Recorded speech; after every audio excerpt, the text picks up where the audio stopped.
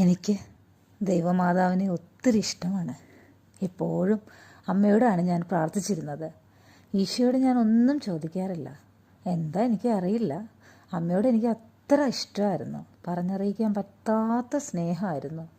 ഒരുപക്ഷെ എൻ്റെ കുടുംബത്തിൽ ഞാൻ ജനിച്ച നാൾ മുതൽ എൻ്റെ അമ്മ മാതാവിനോട് പ്രാർത്ഥിക്കുന്നത് കണ്ടതുകൊണ്ടാവാം എനിക്കും മാതാവിനോട് ഭയങ്കര ഭക്തിയും ബഹുമാനവും സ്നേഹവും തോന്നിയിരുന്നത് കേട്ടോ. പക്ഷേ ഒരു കാര്യമുണ്ട്, മാതാവിനോട് അങ്ങനെ സംസാരിച്ച് പ്രാർത്ഥിച്ച് നമ്മളിരിക്കുമ്പം ഒരു ദിവസം നമുക്ക് ഈശോയെ കിട്ടും.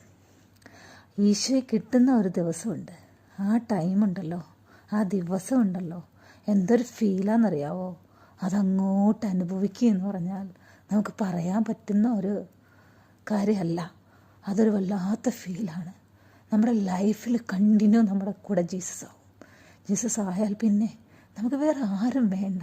നമ്മുടെ ലൈഫിൽ എന്ത് സംഭവിച്ചാലും നമുക്ക് കുഴപ്പമില്ല. കാരണം ജീസസ് നമ്മുടെ കൂടെ തന്നെയാണ്. ഒരു വല്ലാത്ത ഫീലാണ് ഈശോയെ കിട്ടുമ്പോൾ. പക്ഷേ നമുക്ക് മാതാവിനെ കിട്ടണം. മാതാവിനോട് പ്രാർത്ഥിച്ച് നമുക്ക് ഈശോയെ കിട്ടുന്നൊരു ഫീൽ അത് വെരി ഡിഫറെൻ്റാണ്. ലൈഫ് തന്നെ മാറും. ലൈഫ് തന്നെ ടോട്ടലി ചേഞ്ച് ആവും. ഈശോയെ കിട്ടുന്ന ഫീലുണ്ടല്ലോ, അത് അനുഭവിക്കണം. അനുഭവിച്ച് മാത്രമേ നമുക്ക് അതിനെക്കുറിച്ച് പറയാൻ പറ്റുന്നില്ല. ഈശോയെ എല്ലാവർക്കും കിട്ടട്ടെ. ഓക്കെ, സ്നേഹം മാത്രം.